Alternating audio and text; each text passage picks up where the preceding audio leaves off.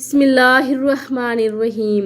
Zainab TV की तरफ से मैं आप लोगों को रसूलुल्लाह सल्लल्लाहु अलैहि वआलैहि वसल्लम का बहुत ही प्यारा फरमान बताने जा रही हूँ कि 3 आदमियों से अल्लाह अज़्ज़ व जल क़यामत के दिन बात तक नहीं करेंगे।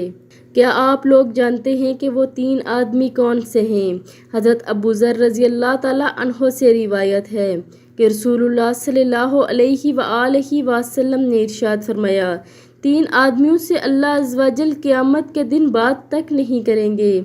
एक वो आदमी जो हर नेकी का एहसान जितलाता है, और दूसरा वो जो झूठी कसम खाकर सामान बेचता है, और तीसरा वो आदमी है जो अपने कपड़ों को टखनों के नीचे लटकाता है।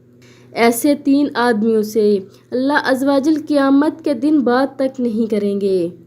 एक दफ़ा फिर सुन लें। एक वो आदमी जो नेकी करके एहसान जितलाए, दूसरा वो जो झूठी कसम खाकर सामान बेचे, और तीसरा वो जो अपने कपड़ों को टखनों के नीचे लटकाए। आप लोगों ने इस वीडियो पर ज़रूर अमल करना है और इससे आगे लाजमी शेयर भी करना है। जज़ाकल्लाह खैर।